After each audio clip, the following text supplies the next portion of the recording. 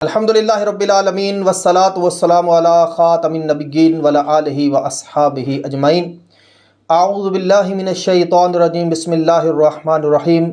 ما کان محمد ابا احد من رجالکم ولکن رسول اللہ وخاتم النبیین وکان اللہ بکل شیء علیما۔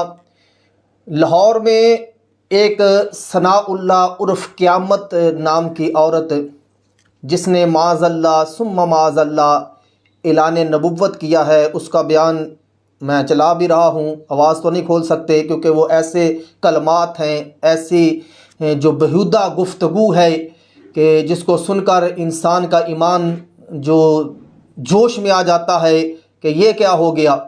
اور اس کی بہن حنا انجم نے فیصل آباد میں جو سٹی ہاؤسنگ کالونی میں رہتی ہے، اس نے اس کے دعوے بھی کی، تائید بھی کی، اس کی اپنی ویڈیو بھی سوشل میڈیا پر وائرل ہوئی جس میں معاذ اللہ اس نے اللہ پاک کو اپنا محرم قرار دیا اور آقا کریم علیہ السلام کے بارے میں حضور کو اپنا بھائی اور دیگر معاملات جو اس نے بہت بیہودہ گفتگو کے ساتھ ان چیزوں کا اعلان کیا اور واضح اعلان کیا اس نے کہ میں معاذ اللہ مجھے اللہ کی طرف سے تعلیمات آتی ہے اور وہ تعلیمات یہ ہے وہ ہے، اور معاذ اللہ اس نے جھوٹا اعلان نبوت کر دیا اور اس کی بہن نے اس کی تائید کی۔ اور اصل بات وہ یہ تھی، کہہ رہی ہے کہ ہم نے 7 سال سے یہ تعلیمات عام کر رہے ہیں معاذ اللہ ثم معاذ اللہ، کہ پاکستان جیسے ملک میں آپ نے کبھی غور کیا کہ ایسے نبوت کے دعوے سعودی عرب میں کوئی کیوں نہیں کرتا،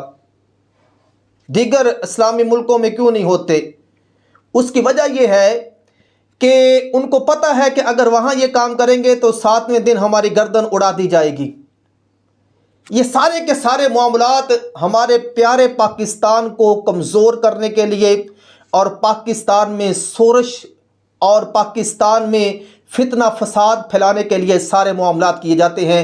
پیچھے آپ نے آسیہ ملعونہ کا دیکھا تھا کہ جب اس کو سزائے موت ہو گئی تو غیر ملکی ایجنسیاں آ گئیں اور بمائے قانون ہمارا قانون بھی وہیں چلا گیا، جس نے اس کو چھوڑا تھا نا وہ قانون بھی اس کے پیچھے جو نا فرانس میں چلا گیا۔ تو پھر کیا ہوتا ہے کہ ملک کے اندر افراتفری ہوتی ہے، ملک کے اندر فتنہ فساد ہوتا ہے، جو عاشقان رسول ہیں وہ روڈوں پر نکل آتے ہیں۔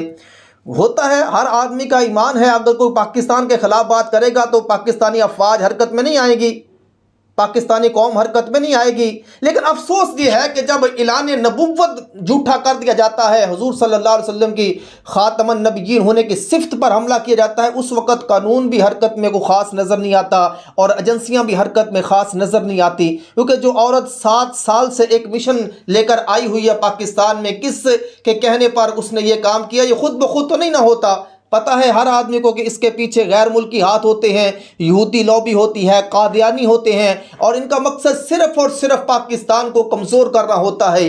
لیکن نہ جانے کیوں ہمارے ادارے ان چیزوں پر خاموش کیوں ہو جاتے ہیں، حالانکہ ان کا حل کیا ہے؟ ان کا حل تو اسلام نے سیدھا بیان کیا ہے، من سب نبیا فاقتلوہ، کہ جو نبی پاک کے بارے میں نازیبہ الفاظ بیان کرے اس کا حل کیا ہے؟ اسے قتل کر دیا جائے۔ اور یہی صحابہ کا مشن بھی تھا۔ جنگ یمامہ مسلمہ کذاب کے خلاف ہوئی، اتنی بڑی بڑی قربانیاں صحابہ نے دی۔ یہ پاکستان کے لیے ایک بہت بڑا، پاکستان کے قانون کے لیے، کیونکہ ہمارا قانون تو اس قابل ہی نہیں ہے کہ کسی گستاخ کو سزا دے سکے۔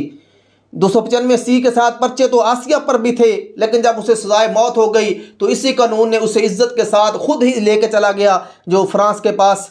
تو بہرحال یہ ہمارے لیے لمحہ، ہمارے ملک کے اندر شورش برپا کرنے کے لیے یہ سارے کام کیے جاتے ہیں۔ یہ یہودی لابی ہے، یہ قادیانی لابی ہیں، یہ سارے کے سارے ہمارے ملک کے پیچھے پڑے ہوئے ہیں۔ لیکن نہ جانے کیوں ہمارا قانون اتنی آنکھیں نہیں کھولتا جتنی عوام کھول لیتی ہے۔ عوام کو پتہ چل جاتا ہے کہ یہ کام ہوا ہے، کیوں ہوا ہے، لیکن نہ جانے کیوں ہمارے ملک میں ایسے شورش، ایسے لوگوں کو کیوں پرموٹ کیا جاتا ہے۔ حالانکہ آسان سا کام ہے، 7ویں 8ویں دن اسے پھانسی دے دی جائے۔ اور ہمارا یہ مطالبہ بھی ہے کیونکہ اس کی ویڈیو پڑی ہوئی ہے سوشل میڈیا پر، جس نے واضح طور پر اس نے معاذ اللہ تعالیٰ کو معاذ اللہ اپنا محرم قرار دیا ہے اور نبوت کا دعویٰ کر دیا ہے۔ اب اس کے بعد بھی اگر یہ عورت سزائے موت کے پھندے تک نہیں جاتی تو پھر ہم کیا کہہ سکتے ہیں۔ بہرحال یہ ہمارا جو ہماری ملک کے سربراہان ہیں ان سے یہ مطالبہ ہے کہ ان چیزوں کو وقت پر ہی کنٹرول کر لیں. بعد میں پاکستان کے اندر جو شورش ہوتی ہے اس میں بہت سارے نقصانات ہوتے ہیں، اور اس کا تو ایک ہی حل ہے، سادہ سا حل ہے. جب اتنے قتل اور ہوتے ہیں تو یہ کیوں نہیں ہو رہی؟ اس کو پھانسی دی جائے. بس جب پرچہ ہو گیا ہے نشاد آباد تھانے میں، اس کے خلاف ایف آئی آر کاٹی گئی ہے، تو اب جو 295C کے تحت اسے سزائے موت دے دی جائے تاکہ یہ فتنہ رک جائے اور ہمارے عاشقان رسولوں کو روڈوں پہ نہ نکلنا پڑے، اپنا خون نہ دینا پڑے، قربانیاں نہ دینی پڑے. رب کائنات ایسے فتنوں سے ہمارے ملک کو محفوظ فرمائے اور ہمارے احکام بالا کو آنکھیں کھولنے کی توفیق عطا فرمائے. اور اس کا علاج وہی ہے جو صحابہ نے مسیلمہ کذاب کا کیا تھا، اسود عنسی لعنتی کا کیا تھا. اس کے علاوہ یہ چھوٹا سا حل ہے، بس حل کر دیں اس کا. اور کیا ہے؟ قانون کے مطابق جو اس کی سزا ہے فوراً اسے سزا دی جائے اور بس بات ختم. پھر کوئی اٹھے گا بھی نہیں بعد میں نبوت کے دعوے کے لیے. رب کائنات اس ملک کو بچائے اور ہمیں حضور کی ختم نبوت کے پہرے دار بن کے زندگی گزارنے کی توفیق عطا فرمائے.